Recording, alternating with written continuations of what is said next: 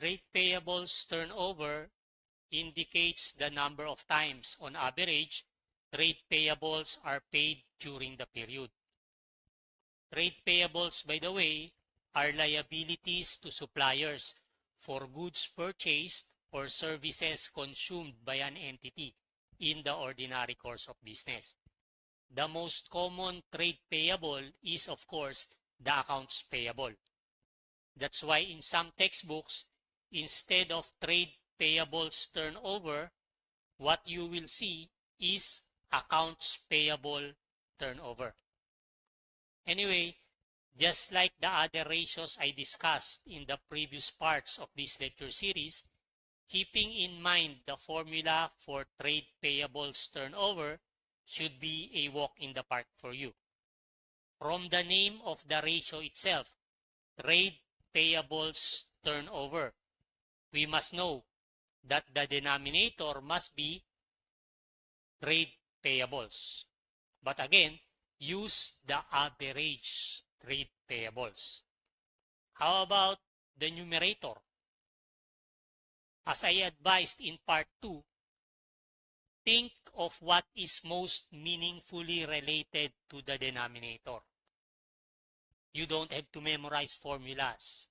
You've got to understand the formulas. So you've got to think of the most appropriate, the most meaningfully related to the trade payables.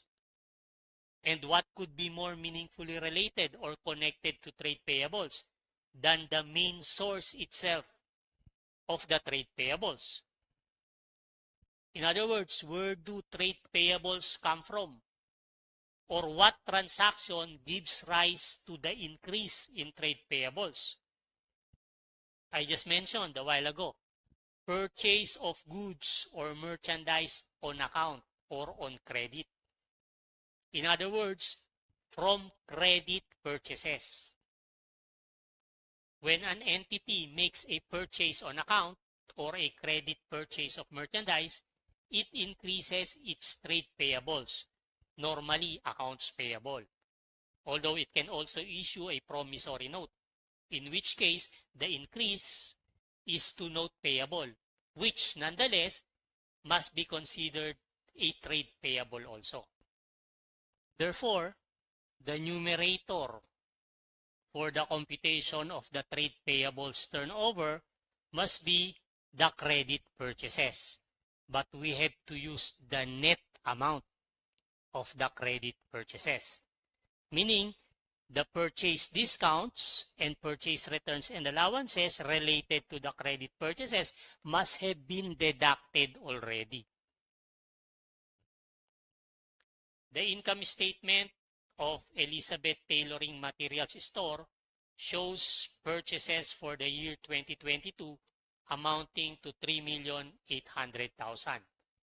There is no additional information as to how much of this amount is cash purchases or how much is credit purchases. Therefore, we can assume that this entire amount of 3,800,000 is credit purchases. We must also assume that this 3,800,000 is already the net amount of the credit purchases, because the problem or this income statement does not mention any purchase returns and allowances and purchase discounts. That's why we have to assume that this is already the net purchases, net credit purchases. How about the trade payables? The entity's trade payables consist not only of the accounts payable, but also the notes payable. Because notice that it is clearly stated here that this notes payable is trade notes payable. Meaning to say, these notes payable arose not from borrowing money from a bank or a lending institution, but from the purchase of merchandise on account. Using these figures now, together with that of the net credit purchases of 3.8 million in the previous slide, we get the trade payables turnover ratio of 3.57. We may even describe it as 3.57 times.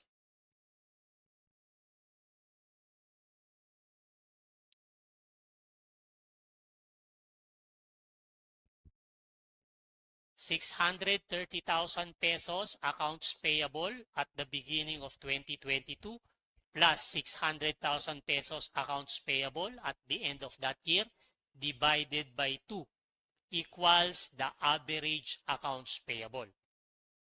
Notes payable trade at the beginning of ₱400,000 plus the ending balance of ₱500,000 divided by 2 to get the average notes payable trade.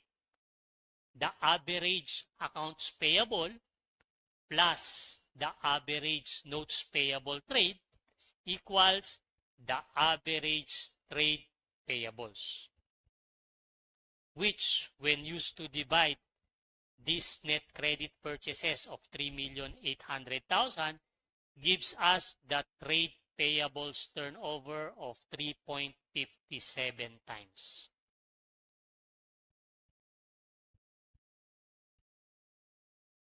In general, the higher the trade payables turnover ratio, the better. A higher figure is viewed more favorably, especially by short-term creditors, since this ratio is also a test of an entity's liquidity or ability to pay short-term obligations.